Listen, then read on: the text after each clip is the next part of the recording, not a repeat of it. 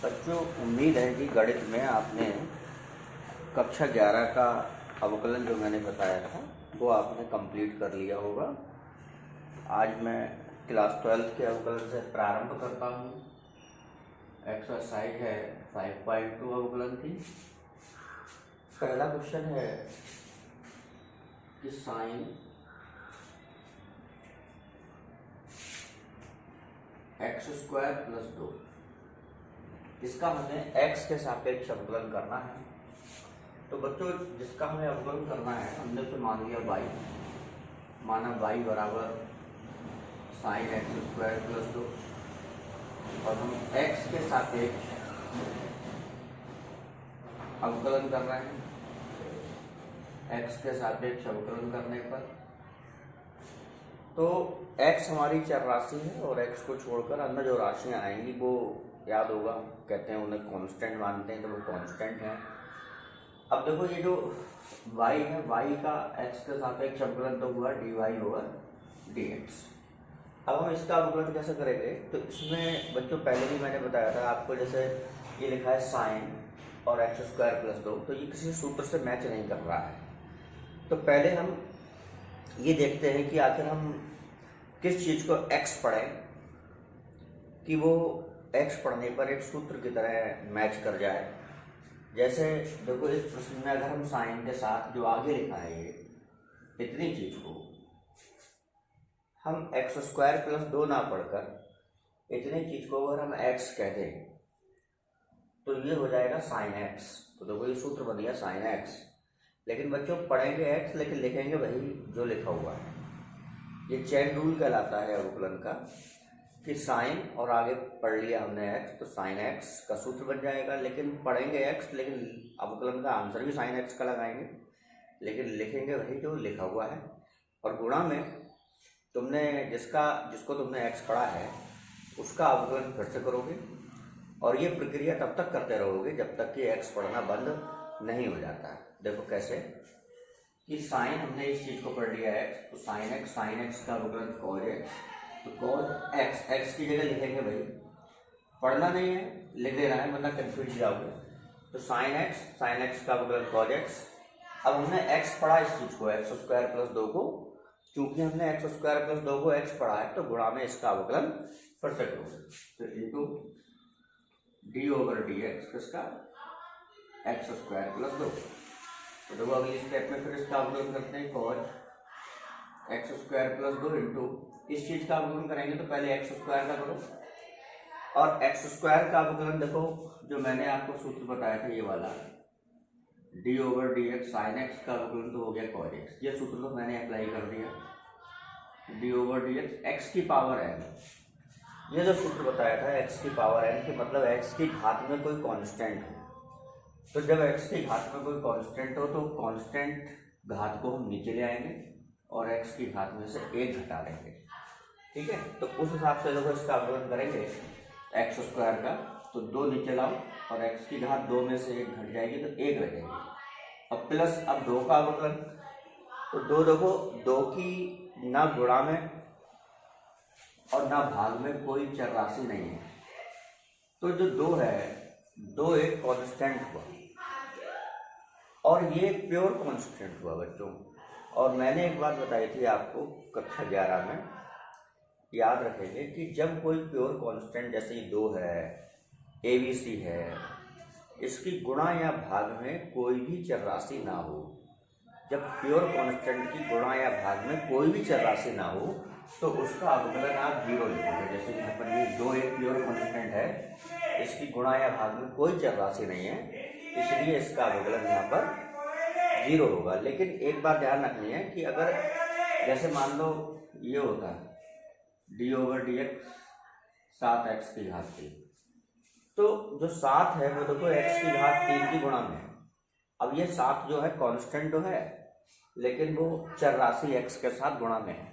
तो ये बात ध्यान रखनी है, जब कोई कांस्टेंट किसी चर राशि के साथ, जैसे कांस्टेंट 7 हुआ और चर राशि ये हुई, तो कांस्टेंट किसी चर राशि के साथ गुणा या भाग में होगा, गुणा में हो चर राशि के साथ चाहे भाग में हो, तब कांस्टेंट का अवकलन शून्य नहीं करोगे, तब कांस्टेंट को ज्यों का त्यों लिखोगे और अब वैसे लिख दोगे, केवल 84 का अवकलन करोगे। देखो कैसे, जैसे हम यहाँ पर होता सवाल तो 7 ऐसे लिखे रह देते, तो खाली हम x की घात 3 का अवकलन करते, और 7 ऐसे क्यों लिख देते, क्योंकि 7 तुम्हारा 84 के साथ गुणा में है, और ऐसे 7 बटे में होता तो भी ऐसे लिखे रहते। तो चाहे गुणा में हो चाहे भाग में हो, लेकिन वो 84 के साथ हो, तब उस पर कोई प्रभाव नहीं पड़ेगा। ये कक्षा 11 का फॉर्मूला है। अब हम x की घात 3 का अवकलन करेंगे तो 3 नीचे लाए, x की घात n के फॉर्मूले से, और x की घात 1 कम होकर 2, तो 7 या 21 x², ये अवकलन हो जाता है। तो इस ढंग से करते हैं। तो यहाँ से देखो रिजल्ट क्या बचा, ये बचा खाली 2x + 0, तो ये 2x बचा, तो कुल मिला के आंसर हुआ 2x × cos x² + 2। तो ये हो गया इस पहले क्वेश्चन का अवकलन।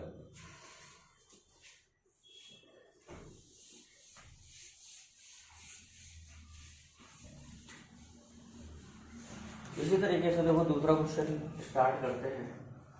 प्रॉब्लम 2, cos sin x, इसका अवकलन करना है। तो बच्चों जिसका अवकलन करना है उसे y माना, y बराबर cos sin x, ये मान लिया, और अवकलन कर रहे हैं x के सापेक्ष, x के सापेक्ष अवकलन करने पर। तो देखो कैसे करेंगे, तो x के सापेक्ष y का अवकलन हो गया dy/dx बराबर cos, और इस चीज को हम पढ़ ले रहे हैं x, cos x, तो वो सूत्र बन जाएगा cos x, इसे sin x पढ़ेंगे नहीं, इसे x पढ़ो, लिखना sin cos x, तो cos x का सूत्र तो d/dx cos x का अवकलन होता है -sin x। तो देखो हम सूत्र लगा रहे हैं -sin x, और x की जगह यही लिखेंगे जो लिखा है, ठीक है। अब हमने x कैसे पढ़ा, अवकलन करने के लिए या सूत्र बनाने के लिए हमने x कैसे पढ़ा, sin x को, तो गुणा में हम इसका अवकलन फिर करेंगे इंटू d/dx किसका, sin x का, तो -sin cos x into sin x का अवकलन। तो देखो यहाँ हमें sin x का अवकलन अपने आप में एक सूत्र बन गया। अब इसमें हमें x पढ़ने की जरूरत नहीं है, तो यहाँ हम sin x के अवकलन का डायरेक्ट आंसर लगा सकते हैं, sin x का अवकलन cos x। तो ये हो गया answer -sin cos x into sin x into cos x। लेकिन बच्चों ऐसा मत कर देना इसमें कहीं तुम इस cos x और cos x को cos² कर दो। यहाँ इस cos x की गुणा इस cos x से नहीं हो रही है, हालांकि गुणा में लिखा है, लेकिन ध्यान क्या रखना, देखो ये जो cos है वो साइन और आगे होता है थीटा, साइन और थीटा की जगह ये लिखा हुआ है। तो ये जो यहाँ जो ये cos x लिखा है वो साइन का कोण है, ये साइन जो cos लिखा है cos x वो साइन का कोण है, साइन थीटा, थीटा की जगह है cos x, थीटा की जगह cos x है, तो इसका मतलब जो cos है वो साइन का कोण है, और यहाँ जो cos x है वो कोण नहीं है, वो एक संख्या है, इसलिए आप इस आंसर को -sin cos² नहीं कर सकते, तो खाली -sin cos x into cos x इतना लिखा छोड़ दोगे, यही तुम्हारा आंसर। देखो इसी को और बढ़ाते हैं, चैन रूल पर आधारित प्रश्नावली है।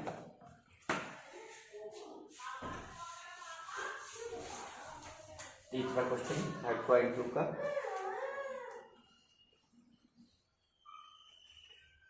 sin ax + b, इसका अवकलन करना है। तो हमने तो y माना y बराबर sin ax + b, x के सापेक्ष अवकलन करें, तो y का अवकलन dy/dx, और साइन इस चीज को पढ़ ले रहे हैं x, तो सूत्र बन जाएगा sin x, अब sin x का अवकलन लगाया cos x, तो cos x की जगह लिखेंगे वही, ठीक है। अब अपने x कैसे पढ़ा, ax + b को, तो इंटू में इसका अवकलन फिर करोगे इंटू d/dx ax प्लस, तो ये d/dx का मतलब है इसका अवकलन करना है, अब करेंगे। देखो अब इतनी चीज का तो अवकलन हो चुका है, तो ऐसे लिख दिया, अब हमें इसका अवकलन करना है। तो यहाँ देखो हम x के सापेक्ष अवकलन कर रहे हैं, तो खाली हमारी x चर राशि है, बाकी सब कांस्टेंट है, तो इसका मतलब a कांस्टेंट हुआ और b कांस्टेंट हुआ। लेकिन यहाँ ध्यान दो जो a है वो देखो चर राशि x के साथ गुणा में है, और मैंने बताया था जब कोई कांस्टेंट, जैसे a कांस्टेंट हुआ लेकिन चर राशि के साथ गुणा में है, इसलिए इस पर कोई प्रभाव नहीं पड़ेगा, यहाँ a ऐसे लिखा रहेगा। खाली x की घात 1 या x का अवकलन करेंगे। और कक्षा 11 में भी ये सूत्र बताया था d/dx खाली x का अवकलन 1। और कैसे आता है वो ऐसे कर सकते हो, जैसे खाली x लिखा है तो x को x की घात 1 कह सकते हैं, और x की घात 1 है तो x की घात n वाला सूत्र लगाओ कि घात नीचे लाओ, ऊपर घात में से 1 घटाओ, तो 1 नीचे लाए और घात में से 1 में से घटाओगे 0, तो 1 इंटू एक्स की घात 0। अब किसी संख्या की घात 0 रह जाएगी तो वैल्यू हो जाती है 1, तो 1 इंटू 1 बराबर 1, तो इसलिए आपसे x का अवकलन 1 होता है। तो a को हमने ऐसे क्यों लिखा, क्योंकि a जो है वो चर राशि के साथ गुणा है, खाली x का अवकलन करेंगे बस। और प्लस अब v का अवकलन, तो देखो v एक प्योर कांस्टेंट है, v के साथ कोई भी चर राशि गुणा या भाग में नहीं है, इसीलिए इसका अवकलन 0 होगा। ये प्योर कांस्टेंट हुआ, इसके साथ कोई भी चर राशि गुणा या भाग में नहीं है, इसलिए इसका अवकलन 0। तो यहाँ ब्रैकेट में बचा खाली a इंटू 1 a प्लस 0, तो a बचा, तो आंसर हुआ a into cos ax plus b, ये अवकलन हुआ इसका।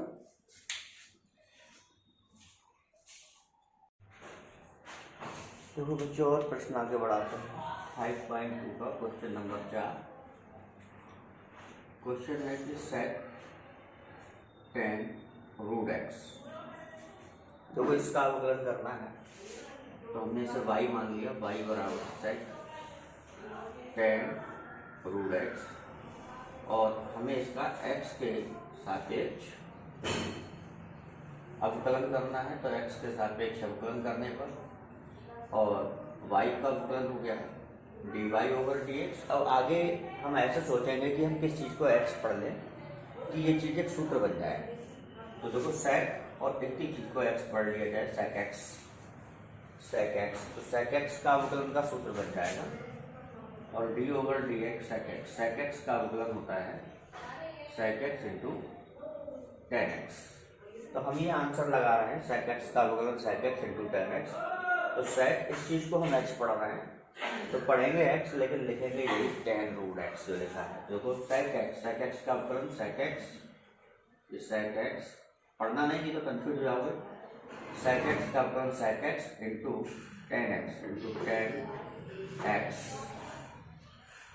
ये लिख दिया sec x into tan x। लेकिन अभी हमने x पढ़ा, कैसे x पढ़ा है tan रूट x को, इसलिए गुणा में इसका अवकलन हमें फिर करना पड़ेगा, तो इंटू d/dx किसका tan रूट x, तो tan रूट x का अवकलन हमें फिर करना है। इस चीज का अवकलन हो चुका है, तो अब ये जो का तो लिखा रहेगा, तो sec tan रूट x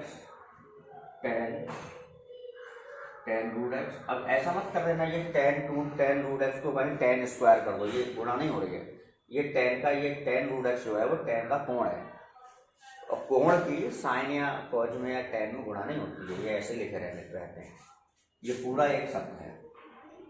अब देखो tan रूट x का अवकलन करेंगे, तो अभी देखो ये tan रूट x की कोई सूत्र नहीं है, हमारे पास सूत्र होता है d/dx tan x का, tan x का अवकलन होता है sec स्क्वायर x। तो tan हम अब इस रूट x को x पढ़ लेंगे, अगर हम इस रूट x को x पढ़ लेंगे बच्चों, तो रूट x को x पढ़ने से tan x, ये फॉर्मूला बन जाएगा tan x का ये वाला, तो पढ़ लो। और हमने बताया था जब तक x पढ़ना बंद नहीं हो जाएगा गुणा में अवकलन करते रहेंगे। अभी हम tan रूट x को x पढ़ के अवकलन करेंगे, और उसके बाद जब tan x का अवकलन हो जाएगा उसके बाद रूट x का अवकलन हमें फिर से करना पड़ेगा। तो देखो tan x के अवकलन का सूत्र लगाया sec स्क्वायर x, तो sec स्क्वायर x की जगह वही लिखेंगे जो है। अब इंटू में हमने x कैसे पढ़ा रूट x को, तो d/dx करना पड़ेगा रूट x को, ठीक है। अब रूट x का अवकलन कैसे करेंगे वो देखो मैं अलग से कर दे रहा हूँ, फिर रूट x के अवकलन का सीधे यहाँ आंसर लगा देंगे।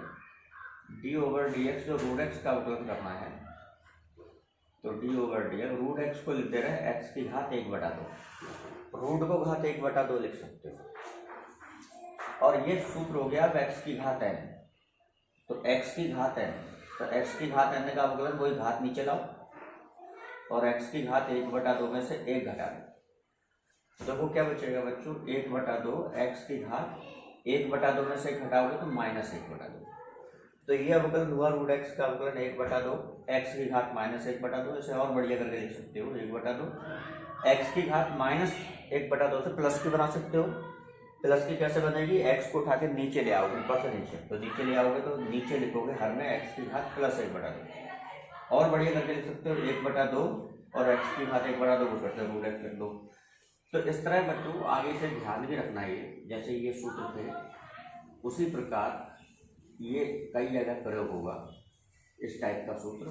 तो d/dx रूट एक्स मतलब रूट एक्स का अवकलन 1/2 रूट एक्स। ये जो आंसर आया कैसे आया वो तो मैंने आपको दिखाई दिया हल करके, घात माइनस की प्लस में बना ली नीचे ला के, फिर 1/2 घात को करते रूट लिख दिया। तो लेकिन आगे के सवालों में जब भी हमें रूट एक्स के अवकलन की जरूरत पड़ेगी तो हम रूट एक्स का अवकलन 1/2 रूट एक्स वहाँ फार्मूले के रूप में हम डायरेक्ट प्रयोग कर लेंगे, ठीक है, इसे लर्न कर लेंगे। तो फाइनल आंसर क्या होगा, देखो sec tan root x tan root x into sec square root x into इस चीज का अवकलन, तो इस चीज का अवकलन 1/2 रूट एक्स। ये इस सवाल का फाइनल आंसर हुआ। और बच्चों यहाँ ये मत मानना कि इस रूट एक्स से रूट एक्स कट रहा है, ये बात मैंने पहले ही बताई थी कि नहीं कट रहा है, ये सेक का कोण है, सेक थीटा, तो थीटा की जगह लिखा है, ये थीटा कोण है, ये संख्या है, इसलिए कट नहीं रही है, तो इसको जो कहते हैं ऐसे ही लिखा रहने देंगे। यही इस सवाल का आंसर हुआ। इसी तरह से देखो बच्चों और आगे बढ़ते हैं।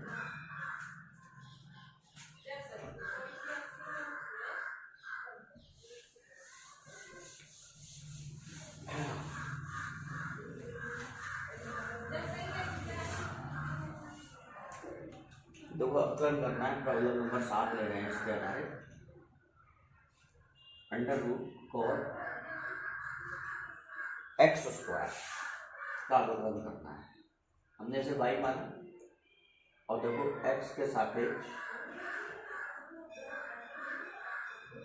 अवकलन करने का, तो y का अवकलन dy/dx। अब देखो ये कैसे सूत्र बनेगा, अब हम रूट एक्स के अवकलन का यूज कर सकते हैं, d/dx रूट एक्स का अवकलन 1/2 रूट एक्स। तो वो इस सूत्र का कैसे, ये लिखा है पहले अंडर रूट, सबसे पहले अंडर रूट और इतनी चीज को cot x² का मतलब इसको हम x पढ़ लें, तो अंडर रूट एक्स इतनी चीज को x कह दे रहे हैं, तो अंडर रूट एक्स, तो अंडर रूट एक्स का अवकलन 1/2 रूट एक्स। तो रूट एक्स की जगह लिखेंगे भाई, पढ़ना नहीं है लेकिन लिख वही देना है, पढ़ोगे तो कंफ्यूज हो जाओगे।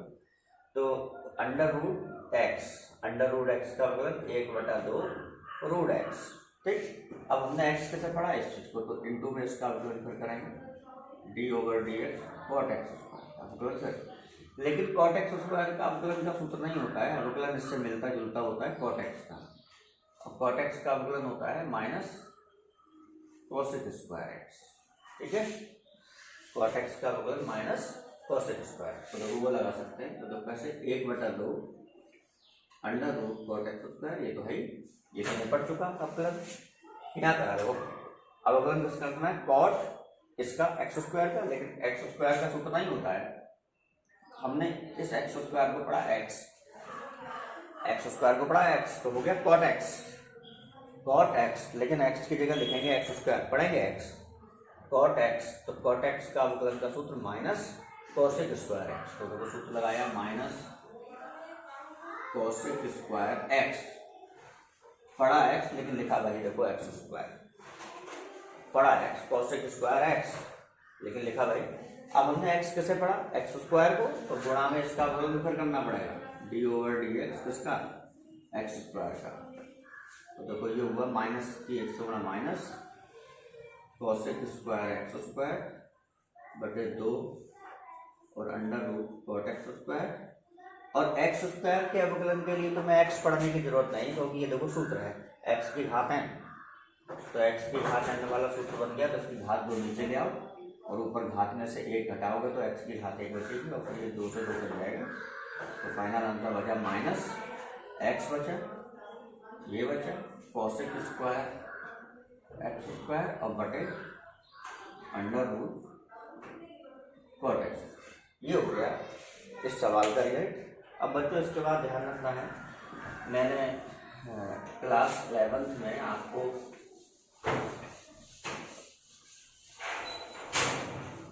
दो फलनों की गुणा और भाग के सूत्र लिखवाए थे कि जैसे d/dx फर्स्ट इंटू सेकेंड, अगर दो चरराशियाँ गुणा में हों, जैसे sine x into cos x, दोनों चरराशियों में भी गुणा में, तो उसका अवकलन कैसे करते हैं? पहले फर्स्ट ऐसे लिख देते हैं, पहले फर्स्ट पढ़ते हैं, एक को सेकेंड, और d/dx करोगे सेकेंड का, प्लस सेकेंड ऐसे लिख दोगे और d/dx करोगे फर्स्ट का। ये सूत्र मैंने कक्षा 11 में आपको बताया था, इसका यूज करेंगे हम। और एक दो फलनों का भाग d/dx अंश बटेगा, ये दो चरराशियाँ भाग में कांस्टेंट ना, अंश में भी चरराशि हो और हर में भी चरराशि हो, तो अवकलन कैसे करेंगे? ऊपर वाले को पढ़ेंगे अंश, नीचे पढ़ेंगे हर, और अवकलन का सूत्र लगाएंगे बटे में हर का वर्ग, फिर हर ऊपर ऐसे लिखोगे d/dx, मतलब अवकलन करेंगे अंश का माइनस, फिर अंश ऐसे लिखोगे और d/dx करेंगे हर का। तो बच्चों ये दो सूत्र और नोट कर लेना, हालांकि क्लास 11th में मैं बता चुका हूँ। ये दो फलनों की गुणा का है और ये दो फलनों के भाग का है। इनका यूज हम कल करेंगे कि इसको कैसे सूत्र का यूज करेंगे, इसको कल बताएंगे।